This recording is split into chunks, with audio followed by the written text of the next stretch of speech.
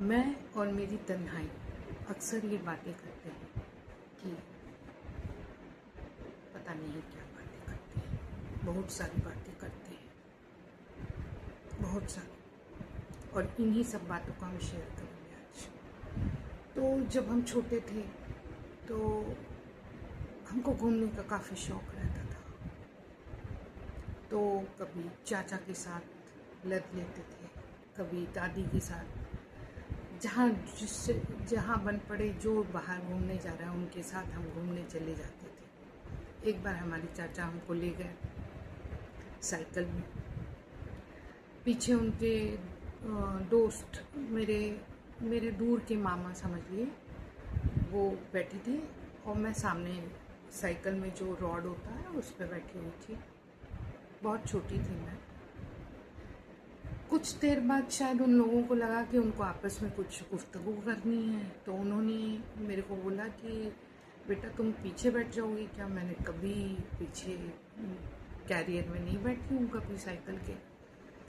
तो मैंने कहा ठीक है करके, तो मैं बैठी और ये सामने दोनों अपना बतियाते हुए जा रहे हैं। मुझे बैठना नहीं आता था, मैं बहुत मुश्किल से मैं पकड़ के बैठी हुई थी सीट को, और अपने पैर को गलती से मैंने चक्के के अंदर डाल दिया, दोनों पैर। तो मेरे पैर छिला गए। मुझसे ये नहीं हुआ कि मैं चिल्ला सकूं कि चाचा मेरे को चोट लग रही है, मेरे को ये वो ऐसे थोड़े तब घस रहे थे मेरे पैर चक्के के अंदर। फिर मैं बाहर निकालती, फिर पता नहीं क्या हुआ, वो इतना अकल नहीं था शायद। तो फिर बाद में चाचा को लगा कि, और मैं रो रही हूँ लेकिन इनको बोलने को मेरे को नहीं हो रहा है कि मेरे पैर घिस रहे हैं करके। पता नहीं कहाँ से मुझे, जैसे मेरे वोकल कॉर्ड को भगवान ने कुछ आवाज़ नहीं दी। जब सही वक्त होता है तब बोलना चाहिए, तब चुप रहती थी मैं हमेशा। तो चुप रही। बाद में जब चाचा को पता चला कि इसके पैर में चोट लग गई है, दोनों घबरा गए। दोनों फटाफट वहाँ से मुझे डॉक्टर के पास ले गए, मरहम पट्टी कराए, फिर घर लेकर आए। मेरे को इतने सारे चॉकलेट के दे दिए कि कुछ मत बोलना घर में, नहीं तो हमारी तो बैंड बजेगी कि बच्चे को क्यों ले गए थे जब तुम लोग संभाल नहीं सकते। तो खैर पता तो चल जाएगा यदि आप पट्टी लगा के घर आए हो तो वो एक वाक़या था। फिर मैं अपनी दादी को बहुत परेशान करती थी, बहुत परेशान। दादी कहानियाँ बहुत अच्छी सुनाती थी मेरी, और पता नहीं उनके पास इतनी कहानियाँ आती कहाँ से थी। दिवाली के दिन उनसे एक वो घर बनवाना मेरा एक काम रहता था कि आप घर बना दो, कैसा भी वो मिट्टी का घर, कि मैं लक्ष्मी जी की वो एक मिट्टी की मूर्ति जो आती है उसको रखूँगी और मैं अलग उसमें पूजा करूँगी करके। तो ये सब मेरे को बड़ा अच्छा लगता था। पढ़ाई में कभी मन नहीं लगा। लोग कहते थे पढ़ ले, पर मन नहीं लगा। फिर हुआ यूँ कि जैसे जैसे आप बड़े होते हो तब भी पढ़ाई में मन नहीं लगा। ड्राइंग, कहीं कोई ड्राइंग कर रहा है, क्राफ्ट बना रहा है, गाना गा रहा है, इन सब में ही ज़्यादा मन लगा रहता था। उन दिनों दूरदर्शन हुआ करता था, तो दूरदर्शन में बहुत गिने चुने प्रोग्राम आते थे। तो उनमें एक प्रोग्राम था चित्रहार मुझे बहुत पसंद था। संडे को एक मूवी दिखाई जाती थी शाम को, वो मूवी मैं देखती थी। वो भी आर्ट मूवी हो गई तो उस दिन मेरा दिन खराब हो जाता था कि आर्ट मूवी मैंने क्यों देख लिया। आर्ट मूवी मेरे समझ में ही नहीं आती थी कि शुरुआत उनका दुख से होता है, अंत में कुछ एक होप रहता है कि कुछ तो अच्छा हो जाए इनकी ज़िंदगी में। कुछ अच्छा नहीं होता था, हमेशा रोना, शुरुआत से लेकर लास्ट तक रोना ही रहता था। तो इसीलिए मुझे पसंद नहीं आता था ऐसी मूवी। अरे मूवी ऐसी ऐसी होनी चाहिए कि देख के आदमी को धुरंधर बन जाए, ऐसी ऐसी मूवी होनी चाहिए। बीच बीच में गाने जोर शोर से, तब तो आदमी मूवी देखता क्यों है? एंटरटेनमेंट के लिए। अब उसमें भी तुम वही दिखाओगे जो वो जीवन जी रहा है, घटिया सी जिंदगी जी रहा है, उसी को रोनी सूरत वो सब दिखाओगे जो वो ऑलरेडी जीवन में जी रहा है, तो फिर क्या मजा है लाइफ का? मूवी तो एंटरटेनमेंट के लिए होना चाहिए, फुल एंटरटेनमेंट, जबरदस्त म्यूजिक, जबरदस्त एक्शन, जबरदस्त कहानी। बिना एक्शन के भी अच्छी मूवी बनाई जा सकती। तो चित्रहार हुआ करता था तब मेरे को क्या मन करता था पता है? मेरे दिमाग में लिस्ट चलती रहती थी, प्लेलिस्ट की, काश ये गाना दिखा दे आज, काश ये गाना। और चित्रहार में गिने चुने गाने रहते थे, 6-7 गाने दिखाएंगे, उसमें से एक अच्छा होगा, बाकी आप झेल लो। तो हम लोग कैसेट भी हम लोग रेडीमेड नहीं लेते थे, हम लोग अपनी पसंद के पूरे गाने लिखते थे। वहाँ शॉप होती थी जहाँ वो लोग रिकॉर्ड करते थे, वहाँ जाके दे देते थे, भैया हमको ये गाने रिकॉर्ड करके दे दो। फिर हम बढ़िया अपने पसंद के गाने सुनते और मज़े से रहते थे। तो इस टाइप की ज़िंदगी चल रही थी। अब देखो कितना बदलाव आ गया। अब आप अपनी प्लेलिस्ट बना सकते हो, दुनिया भर के ऐप आ गए हैं जहाँ पे आप अपने पसंद का गाना सुन सकते हो, डांस कर सकते हो। तो ये जो मेरी तन्हाई थी ना, ये अक्सर कहती थी कि न्यूज़ मत देखो। पता नहीं क्यों अंदर से कभी बचपन से मुझे न्यूज़ देखने की इच्छा नहीं होती थी। तो मुझे लगा कि मैं अपनी पूरी ज़िंदगी के साथ खिलवाड़ कर रही। मैं ही एक तुच्छ प्राणी इस धरती पे हूँ जो न्यूज़ नहीं देख रही हूँ, बाकी सब अपने आप को अपडेट करके रखे हुए न्यूज़ देख देख के। उस ज़माने में जो नौकरी करने जाते थे तो उनको, जैसे आपको जॉब करना है कहीं फैक्ट्री में, माल मसाला तैयार करना, पैकिंग करना, तो आपसे सवाल ये पूछा जाएगा कि भाखड़ा डैम कहाँ पे है? हो गया? नहीं आता? आप इस जॉब के लिए क्वालिफाइड? Of course. मिर्च मसाले पैक करना है और आपको इतनी सी बात नहीं पता है। उसके बाद कोई दूसरा सवाल पूछ दिया जाएगा आपसे, पंजाब को पंजाब क्यों कहते हैं? नहीं आता ना? Disqualified, go out, get out. तो इस टाइप के दिमाग से उस समय काम हुआ करते थे कि आपको करना क्या है, पैकिंग करनी है।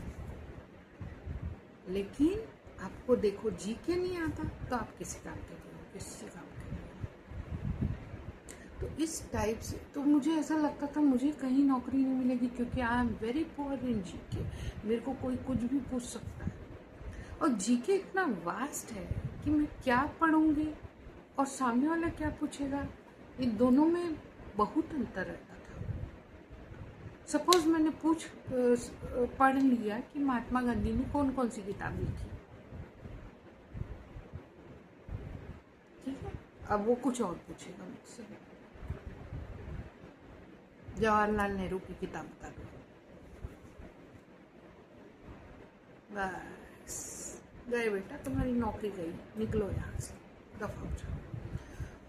तो मेरी तन्हाई ये कहती थी कि मत पढ़ाई करो यार, इतना हम स्टोर नहीं कर पाएंगे। न्यूज़ जैसी देखते थे, न्यूज़ में वही फालतू हो, हर जगह क्राइम हो रहा है, ये हो रहा है, पॉलिटिशियंस ने ये कर दिया।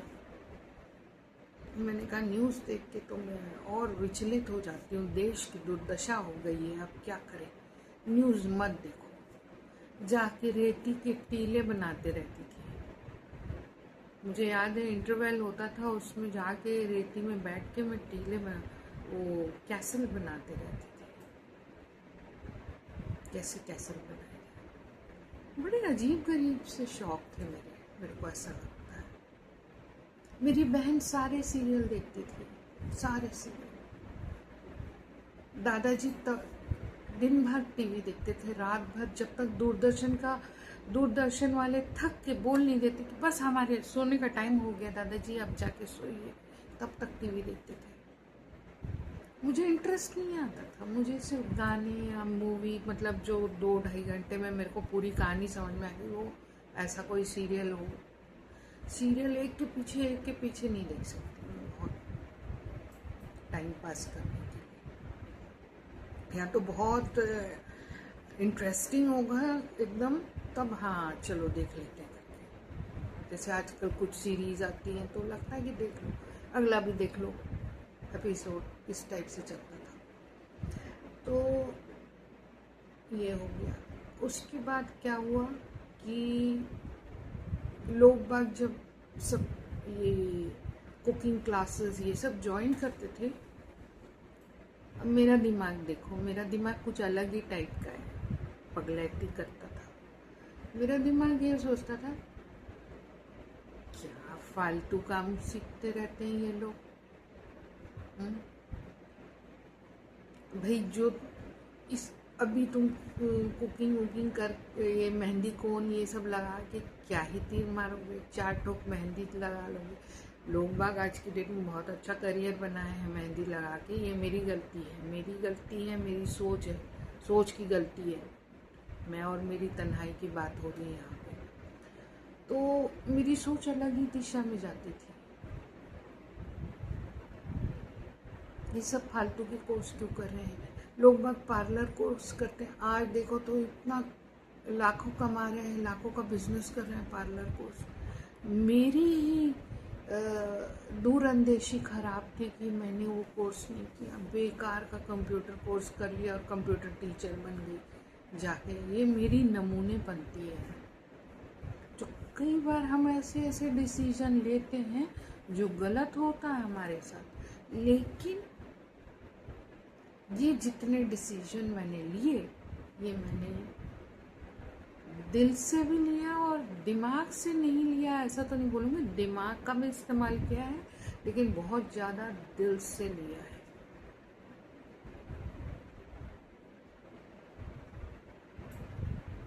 मुझे नहीं करना था पार्लर का कोर्स। क्या ग्रोथ है? रोज मैं सबके लोगों को चेहरा चमकाऊंगी, भले कितना ही कमा लो, 4 ठोक बाल काट दूंगी, कितना ही कमा लो, एक बार कटिंग के मेरे को 500 रुपये मिल रहे, लेकिन क्या मुझे वो खुशी मिलेगी? नहीं।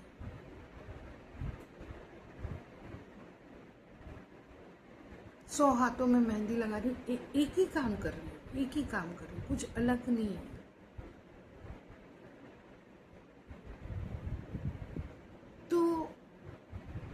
जो अकेलेपन में रहते हैं, जो ज़्यादा अकेले रहते हैं, जिनके बहुत दोस्त नहीं होते, उनके पास सोचने और ऑब्जर्व करने के लिए समय बहुत रहता है कि हमको क्या करना चाहिए, क्या नहीं करना चाहिए, हमारा मन किस में खुश रहता है।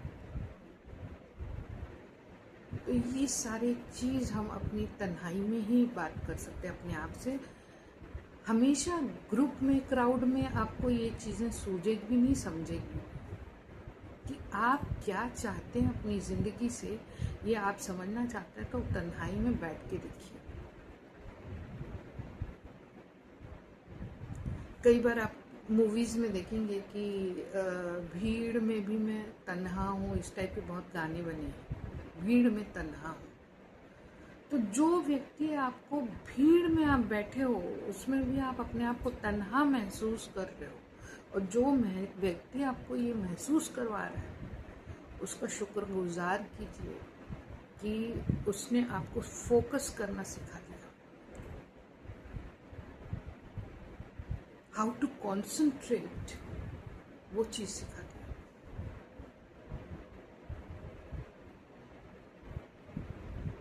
तो आपको शुक्रगुजार करना चाहिए ऐसे लोगों का। तो तन्हाई जो है बहुत ही इम्पॉर्टेंट चीज़ है। यदि आप बड़े बड़े डिसीजन लेते हो ना, भीड़ में बैठ के मीटिंग लेकर कभी नहीं ले सकते। कमरा बंद कीजिए, अकेले रहिए, हो सके तो लाइट म्यूजिक लगा लीजिए, आंख बंद कीजिए और समझिए कि क्या चीज़ हो रही है मेरी ज़िंदगी और मैं अपनी ज़िंदगी से क्या चाहता हूँ।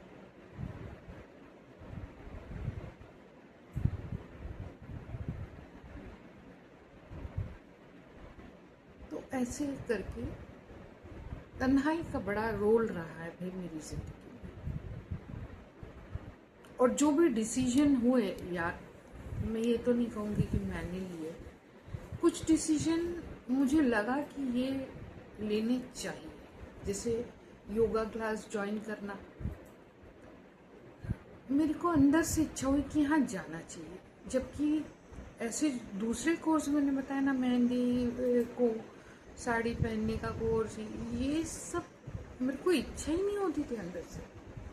कंप्यूटर ज़बरदस्ती मेरी मम्मी ने डाल दिया, तो मेरे को लगा कि चलो कुछ नया है, तब नया इंट्रोड्यूस हुआ था, तो चलो वो भी सीखने का मन किया तो कर लिया हमने। कॉलेज भी हम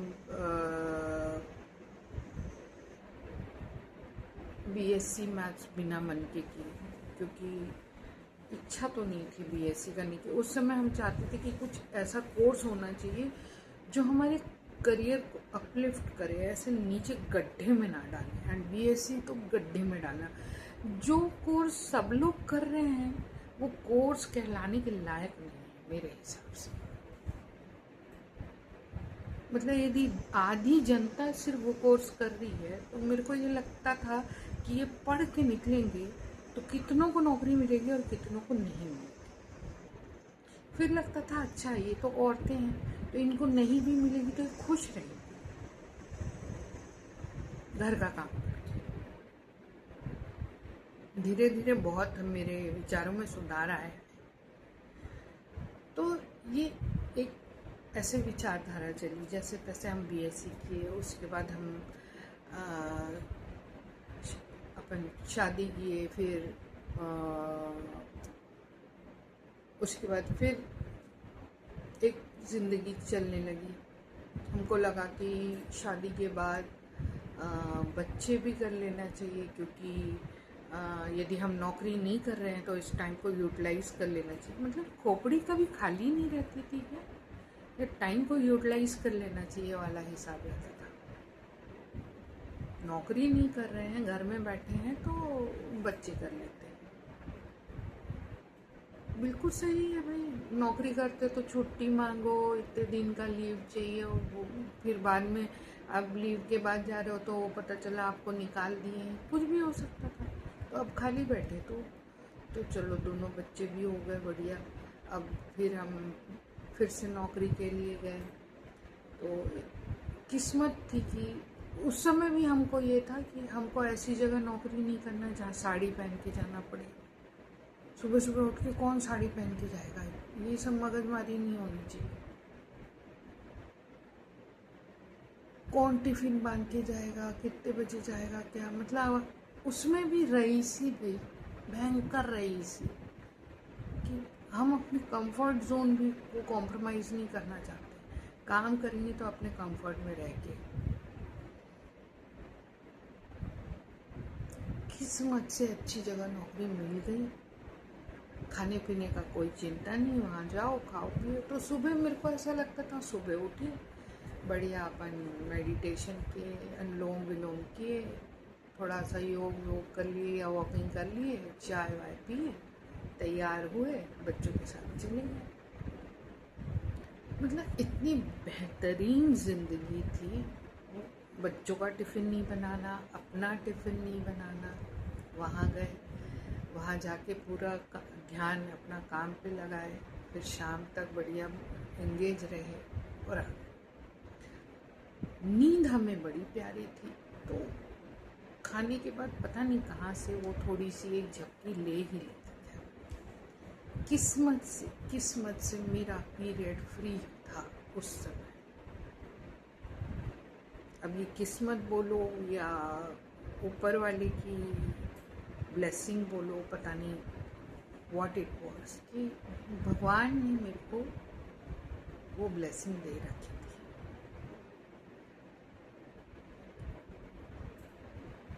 तो जब उस समय मेरे को लगता था कि अब क्या करना है, तब YouTube आया ही था, उतना फेमस नहीं हुआ था यूट्यूब में मेरे को इच्छा हुई कि मैं पढ़ाऊँ, मैं अपने वीडियोस डालूँ पढ़ाने की, जो मैं यहाँ 40 बच्चों को पढ़ा रही हूँ। मैं चाहती हूँ कि देश के बच्चों को पढ़ाऊँ, उन तक पहुँचूँ।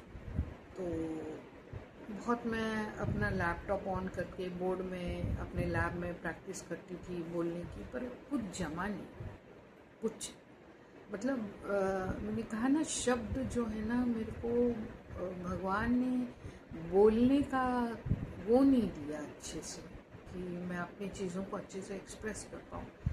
जो चीज़ मैं बोलना चाहती हूँ उस समय वो सारे शब्द गायब हो जाते हैं मेरे मानस पटल से, गायब। वापस उसको लाने में मेरे को बहुत टाइम लग जाता है। ये बचपन से मेरे को प्रॉब्लम है, पता नहीं क्या प्रॉब्लम है। तो अब ये जो वीडियोस बना बना के मैं ये प्रैक्टिस कर रही हूँ कि मैं अच्छे से अपने मैसेज को कन्वे कर सकूँ। अभी भी देखोगे कि बहुत सारे शब्द गायब हो जाते हैं, दिमाग में नहीं आते मेरे। क्या कर सकते हैं उसका, कुछ नहीं कर सकते। तो फिर मैंने सोचा, वो तो हुआ नहीं कि मैं वीडियो डाल सकूं। फिर ये ऐप आया मेरी ज़िंदगी में, स्टार मेकर। मैंने गाना शुरू किया, वीडियो के गाने डाल शुरू किया। फिर मैंने उसको यूट्यूब में पोस्ट करके उसका लिंक फेसबुक में डाल देती थी। तो थोड़ा थोड़ा हम सोशल मीडिया से जुड़ गए। फिर समझ आया कि सोशल मीडिया भी बकवास है, कुछ सब बर्बाद है, उससे भी बाहर आ गए। अब लगता है कि अपनी ज़िंदगी ना सुकून से जियो, ज़्यादा हाय हाय मत करो, जो मिला है उसमें खुश रहो और ज़्यादा उम्मीदें मत रखो, तब आपको ज़िंदगी ज़्यादा बेहतर लगेगी। आप समाज को कितना सुधार सकते हो और समाज कितना सुनेगा, इट डिपेंड्स। फिर भी मैं अपनी बात रखती हूँ, क्योंकि मुझे लगता है कि बहुत छोटी छोटी हम गलतियाँ कर देते हैं लाइफ में, जो कि ज़्यादा बड़ी है नहीं, जितना हम उसको एग्जैजरेट कर लेते हैं उतना बड़ा है नहीं। तो उन गलतियों को हम एड्रेस करें और आने वाली पीढ़ी को हम अपने बारे में अपनी कहानियाँ ज़रूर सुनाएं, अपने एक्सपीरियंसेस को शेयर करें, क्योंकि ये सब करने से ही ना आगे आने वाली पीढ़ी को कई चीज़ें समझ में आएंगी। जैसे हमारी पीढ़ी वाले बहुत गलती करती है, बहुत सारी गलती करती है हमारी पीढ़ी। जेन एक्स और मिलेनियल की बात कर रही हूँ मैं। तो मैं चाहती हूँ कि कम से कम अब जो पीढ़ियाँ आ रही हैं कि वो इन गलतियों से सीख लें और हमारे तरह वो गलती रिपीट ना करें।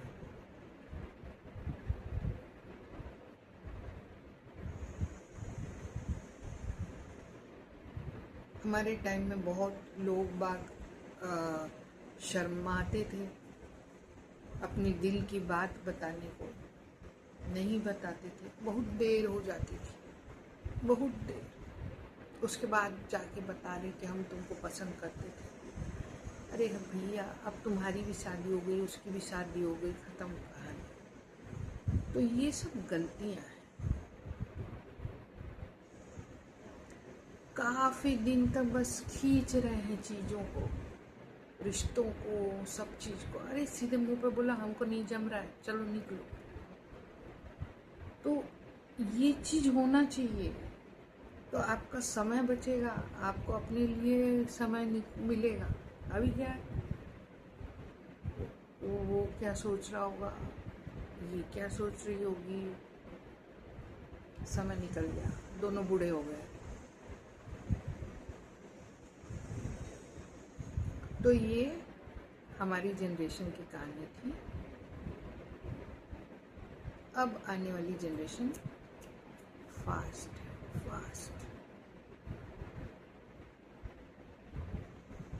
और आदमी को इतना ही फास्ट होना चाहिए। ये सब फालतू कामों के लिए फास्टनेस चाहिए, स्पीड चाहिए। जैसे ये फालतू काम निपट जाएंगे, इश्क विश्क शादी वादी सब निपट जाएंगे, बच्चे बच्चे सब निपट जाएंगे, उसके बाद आपकी कहानी शुरू होती है। तब तक तो आप बंधे हो, ये कर रहे हो, घर का कर रहे हो, बच्चों का कर रहे हो, सबका कर रहे हो। उसके बाद आप अपने लिए अपनी खुद की कहानी लिखते हो कि आपको क्या करना था, क्या अचीव करना था, क्या बिजनेस करना था, अपने ऊपर क्या काम करना था।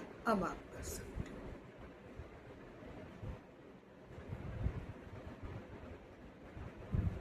तो ये तन्हाई जो है ना, ये बहुत चीज़ें सिखाती हैं। आपको तन्हा रहना आना चाहिए। जो लोग बोलते हैं ना कि हम अकेले नहीं रह सकते, महामूर्ख हैं, महामूर्ख, जो हर वक्त लोगों से घिरे रहते हैं।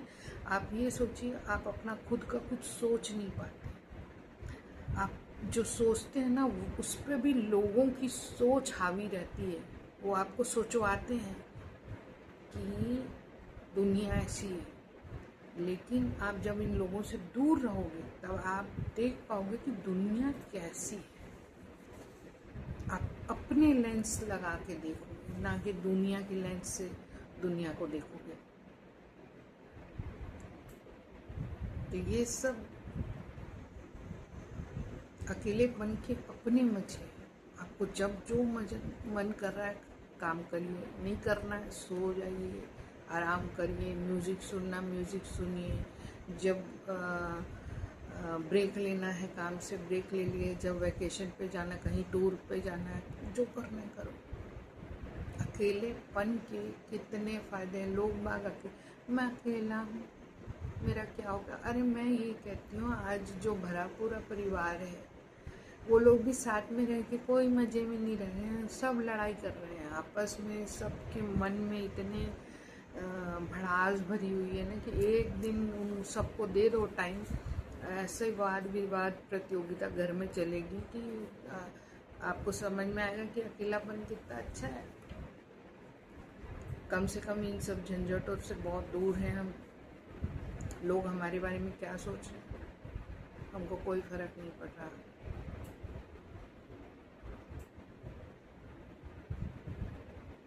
अकेलापन बहुत अच्छा है, और उसमें आप मेडिटेशन कर लें तो और भी आपके लिए सोने पे सुहागा हो जाएगा। आज के लिए इतना ही।